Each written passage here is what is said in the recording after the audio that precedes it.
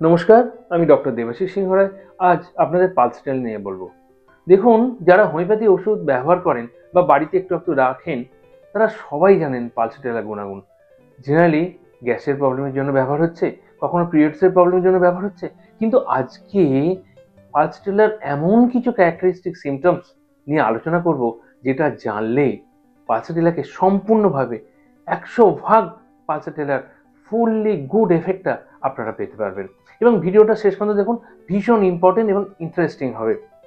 শেষ পর্যন্ত দেখলে বুঝতে পারবেন যে পালসেটেলার ঠিক কোন পোটেন্সি কতটা ব্যবহার করলে, কোন মেন্টাল সিমটমস যেটা আমরা দেখেও ইগনোর করে ফেলি, কিন্তু সেটুকু যদি আমরা খুব ভালো করে বুঝতে পারি, পালসেটেলার ব্যবহার করে এত মজা পাবো, এত আনন্দ পাবো। পালসেটেলার গুণাগুণ 100% পালসেটেলার আমাদের রিটার্ন দেবে, রোগকে 100% সারাতে সাহায্য করবে, সেটা নিয়ে বলবো। শেষ পর্যন্ত দেখুন। যদি ভালো লাগে প্লিজ একটু লাইক, শেয়ার, আর চ্যানেলে নতুন হলে সাবস্ক্রাইব করতে ভুলবেন না। যদি কিছু নতুন করে বলার থাকে প্লিজ কমেন্ট সেকশনে লিখবেন আপনাদের কেমন লাগছে, যাতে আমি পরের ভিডিওগুলো আরো সুন্দর করে ইন্টারেস্টের সঙ্গে করতে পারি।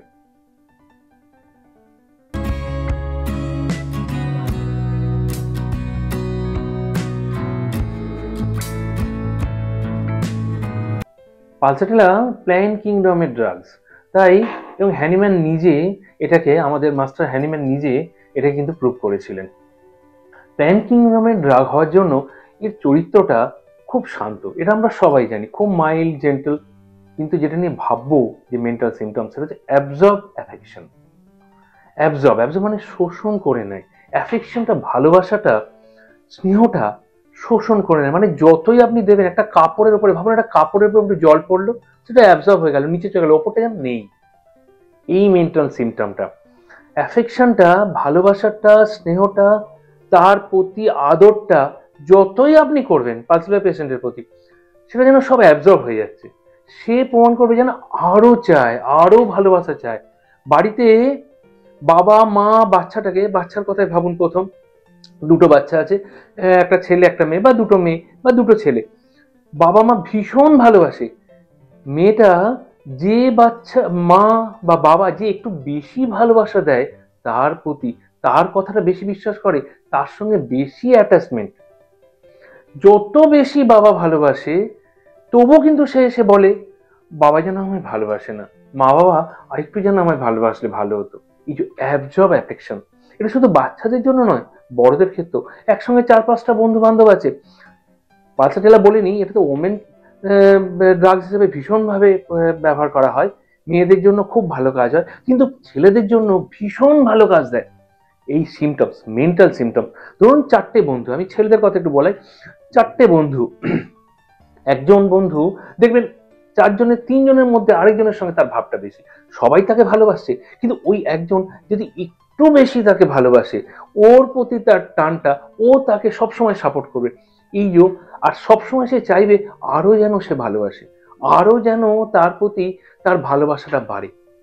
সবসময় ডিজায়ার টু বি ক্যারেড, যেন তাকে, দেখুন, ক্যারেড স্লোলি, মানে হ্যান্ডেল উইথ কেয়ারের মতো তাকে ভালোবাসবে, তার প্রতি, তাকে নিয়ে কোলে করে থাকবে, মানে তাকে আদর করবে, বাচ্চাটাকে কোলে করে আদর করবে, কিন্তু খুব স্লোলি, খুব ধীরে ধীরে, যেন ভালোবাসাটা সবটুকু দেয়া হয় মাখনের মতো, দুধের ওপরের অংশ, মানে যত নরম করে, যত আদর করে সেই বাচ্চাটাকে মা বাবা তাকে পালন করবে, সেই বাচ্চাটা তার প্রতি, সেই মায়ের প্রতি বা বাবার প্রতি যে বেশি ভালোবাসা দেয়, সেই দিয়ে কিন্তু অ্যাফেকশনটা বেশি থাকে।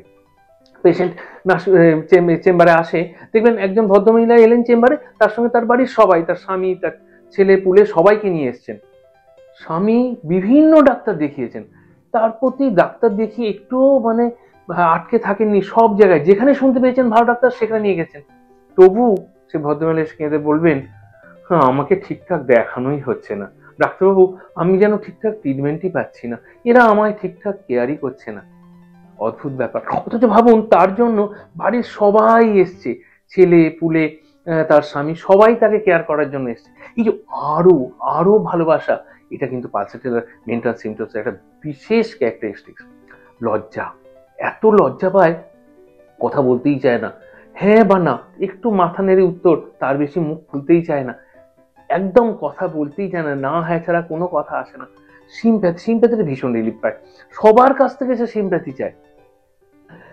একসঙ্গে অনেকে বসে আছে, সেন্টার অফ অ্যাফেকশন, সবার কাছ থেকে যেন তার দিকেই সবাই লক্ষ্য করে, তাকেই যেন সবাই ভালো বলে, এটা সে সব সময় চাইবে। অদ্ভুত ব্যাপার। দুটো বাচ্চা, সে চাইবে বাবা এসে যেন দৌড়ে অফিস থেকে ফিরে এসে তাকেই কোলে নেয়, তার ভাইয়ের থেকে আগে এসে ছুটে যাবে বাবার কাছে, যেন বাবা তাকে একটু বেশি ভালোবাসে। অপোজিট সেক্সের প্রতি ভয়, এটা তো আছেই, ছেলেদের মেয়েদের প্রতি, মেয়েদের ছেলেদের প্রতি, এই ভয়টা তো আছেই। কিন্তু অদ্ভুত ব্যাপার কি জানেন, স্ত্রী একা থাকে যখন, তখন ভাবে তার স্বামী আরো কেন তাকে ভালোবাসে না। যখন স্বামী তাকে ভালোবাসে, তখন সে যেন আরো ভালোবাসা পেতে চায়, অথচ এত ভয় স্বামীর কাছে সে যেতেই চায় না। কিন্তু স্বামী যদি তাকে জোর করে, একইভাবে স্বামীর ক্ষেত্র, স্ত্রীকে দেখলেই সে ভয় পায়। নতুন বিয়ে হয়েছে, স্ত্রীকে দেখলেই ভয় পায়। অনেক দিন হয়ে গেছে, দীর্ঘ 10 বছর, 15 বছর, 20 বছর বিবাহিত, কিন্তু স্ত্রীকে দেখলেই স্বামী ভয় পাচ্ছে। অথচ যখন স্ত্রী তাকে চাটা গায়ের কাছে এসে হাতে তুলে দিচ্ছে, তখন সে ভীষণ আদর করে সেটা গ্রহণ করছে। অপোজিট সেক্স, তার প্রতি ভয়, কিন্তু ভালোবাসাটা পেলে সে সেটাকে আরো বেশি করে আঁকড়ে নিতে। এই জায়গা, এই মেন্টাল সিমটমটা বিশেষভাবে বোঝা দরকার।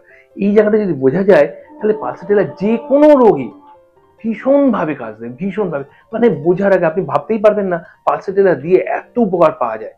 অনেক মেডিসিন কাছাকাছি আপনি দিয়েছেন, কিন্তু মেন্টাল সিমটমটা যদি এই ধরনের হয়ে থাকে, সেখানে ভীষণ ভালোবাসার জন্য জানেন তো কিছুটা সেলফিশ হয়ে যায়। মানে ভালোবাসা যেন আমাকে বেশি দেবে, এইটা ভাবতে গিয়ে সে সংসারে কিছুটা সেলফিশ হয়ে যায়। যাদের কাছে অন্যরা বুঝতে পারে ও তো ভালোবাসা চাইছে, যার কাছে ভালোবাসা সব থেকে বেশি, তাকেও আঁকড়ে ধরে, অন্যদের থেকে কিন্তু সেলফিশ। এই হচ্ছে ব্যাপার। মানে তার শেষ নেই, তার ভালোবাসা পাওয়ার শেষ নেই। সান্ত্বনায় ভীষণ আরাম পায়। বাচ্চাটা খুব কাঁদছে, একটু মাথায় হাত বুলুন, একটু গায়ে হাত বুয়ে বলুন বাবা ঠিক হয়ে যাবে, ঠিক হয়ে যাবে। এই যে সান্ত্বনা, একজন বয়স্ক ভদ্রমহিলা ভীষণ কষ্ট পাচ্ছে, আপনি তার গায়ে মাথায় হাত বুলে বলুন মা গো তোমায় যে ওষুধ দেওয়া হচ্ছে ভীষণ ভালো কাজ হবে, দেখবেন তার অর্ধেক রোগ সেখানেই যেন সেরে গেছে। গ্যাস্ট্রিক সিমটমস, এগুলো আমরা প্রায়ই ব্যবহার করে থাকি।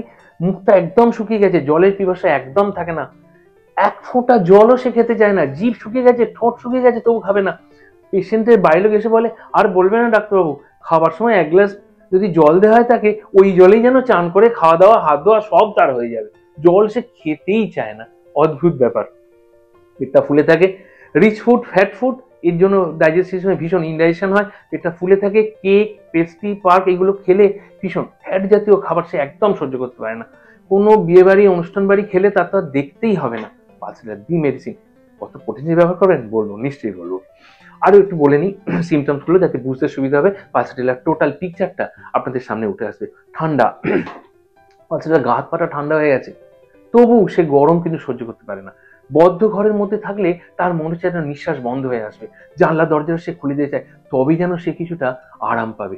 ডিসচার্জ, তার সমস্ত ডিসচার্জ গুলো, সে চোখ দিয়ে হোক, নাক দিয়ে হোক, সর্দি হোক, ইভেন লিউকোরিয়া, সবই কিন্তু ঠিক, একটু মোটা কিন্তু ব্লান্ট। কোরসিভ নয়, ঘা হয় না, নাকের গোড়াটা ঘা হয়ে লাল হয়ে যায় না। বাচ্চাটার প্রচুর সর্দি, মোটা মোটা সর্দি, একদম গাঢ় ঠিক সর্দি, কিন্তু নাকের গোড়াটা ঘা হয়ে যায় না। ইটস পালসেটেলা। তার সঙ্গে যে জল তেষ্টা থাকে না থাকে, জল তেষ্টা না থাকে, খুব শান্ত প্রকৃতির হয়, একটু যদি ওই ধরনের বা আমার প্রতি তার ভালোবাসা খুব বেশি থাকে, যে বেশি ভালোবাসে তার প্রতি থাকে, প্লিজ পালসেটেলার কথা একটু ভাববেন। দাঁতের ব্যথা, অদ্ভুত পিকুলিয়ার সিমটম, দাঁতের ঠান্ডা জল, একটু 1 কাপ জল, ঠান্ডা জল নিয়ে একটু কুলি করার মতো মুখে নিয়ে থাকলে যতক্ষণ ধরে থাকে যেন তার দাঁতের ব্যথা ভীষণ আরাম। ডায়রিয়া, রাত্রিবেলা এইসব ফ্যাট ফুড এগুলো খাওয়ার জন্য পরের দিন তার পেটটা ফুলে গেছে। লুজ মোশন, সাধারণত ডায়রিয়াটা হয় রাত্রের দিকে, সন্ধ্যের পর। পালসেটেলার ডায়রিয়া সাধারণত সন্ধ্যের পর। সবুজ, হলদে এই ধরনের প্রচুর পেটটা ফুলে থাকা, তার সঙ্গে পেটে যন্ত্রণা হওয়া, এরকম ডায়রিয়া দেখতে পাওয়া যায়। স্টাইস, চোখে আঞ্জনি, সাধারণত উপর পাতায় হয় আঞ্জনি, তার সঙ্গে মেন্টাল সিমটম ভাবতে হবে। স্টাইস কিছুতেই সারানো যাচ্ছে না, কিন্তু মেন্টাল সিমটমসটা যদি এই ধরনের হয়ে থাকে, স্টাইসে আপনি পালসেটেলা দিন, ভীষণ ভালো কাজ হবে, ভীষণ ভালো। আসা যাক মেনস্ট্রুয়েশন, ফিমেল রেমেডিসের কথা বলেছি, এটা ভীষণভাবে কাজ দেয়। অ্যামেনোরিয়া, পালসেটেলার পেশেন্টের মেনস্ট্রুয়েশনটা ভীষণ ডিস্টার্ব, খুব স্ক্যান্টি, খুব কম, ভীষণ পেনফুল, মেনস্ট্রুয়েশন হতেই চায় না, 2 মাস 3 মাস 4 মাস, এমন দেখা যায় 6 মাস পরে তার মেনস্ট্রুয়েশন হচ্ছে। ভীষণভাবে পেটটা যন্ত্রণা হচ্ছে, কোমর থেকে নিচের দিকটা যন্ত্রণা হচ্ছে। অথচ আবার দিনের বেলা ইরেগুলার তো মেনস্ট্রুয়েশনটা, দিনের বেলা প্রচুর পিরিয়ড হয়, রাত্রে কিন্তু পরিমাণে কম দেখতে পাওয়া যায়।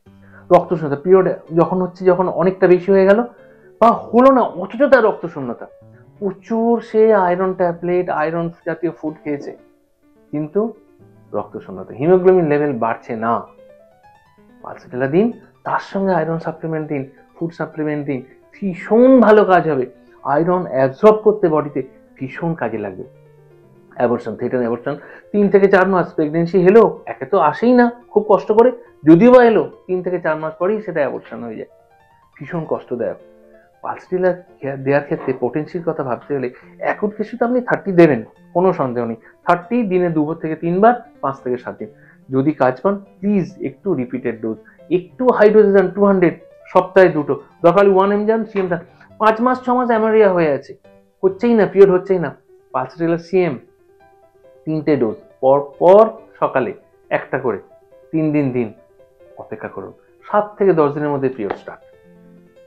অথচ কত মেডিসিন ব্যবহার করা হয়েছে। হ্যাঁ, মেন্টাল সিমটমসটা থাকতেই হবে, জলের পিপাসা তার থাকা চলবে না, এই জায়গাগুলো ভাবতে হবে। যেটা টোটাল একটু সে গরম একদম সহ্য করতে পারবে না, তার সঙ্গে অ্যামেনোরিয়া, পিরিয়ড হচ্ছে না, 5 দিন দেখতে হবে না, কাজ হবেই। পেশেন্ট কোনো কারণে 7 দিন পরে এলো না, 10 দিন পরে এসে বলবে ডাক্তার আমি পিরিয়ড হয়ে গেছে, আমি খুব ভালো আছি। ইটস পালসেটেলা। দাঁতের ব্যথা জানেন তো, অ্যাকিউট কেসে সবসময় চেষ্টা করতে হবে লো পোটেন্সি। দাঁতের ভীষণ ব্যথা, যে বললাম ঠান্ডা জল দিলে আরাম পায়, 30 দিনে 3 থেকে 4 বার, দরকার হলে আপনি খুব বেশি যন্ত্রণা হচ্ছে, আধ ঘন্টা ছাড়া 3-4 বার দিন, তারপরে 1 ঘন্টা ছাড়া 3-4 বার দিন, দাঁতের ব্যথা থেকে রিলিফ পাবে। অদ্ভুত ব্যাপার। আসুন আরো ভালো করে কিভাবে পালসেটেলা ব্যবহার করা যায়, যদি আপনাদের মধ্যে কারো পালসেটেলা সিমটমস থাকে প্লিজ আমাকে ফোন করুন, বুধবার, বৃহস্পতিবার বা শনিবার সন্ধ্যেবেলা 7টা থেকে 9টা। কোন পোটেন্সিটা, পালসেটেলা তো নির্ণয় হলো, কোন পোটেন্সিটা ব্যবহার করবেন আমি বলবো, নিশ্চয়ই আপনাদের সাহায্য করবো। আপনাদের জন্য আপনাদের ফোন কলের অপেক্ষায় রইলাম, আপনাদের সাহায্য করার ইচ্ছায় রইলাম, এই বলে শেষ করলাম। পরে ভিডিওতে আবার দেখাবে। নমস্কার।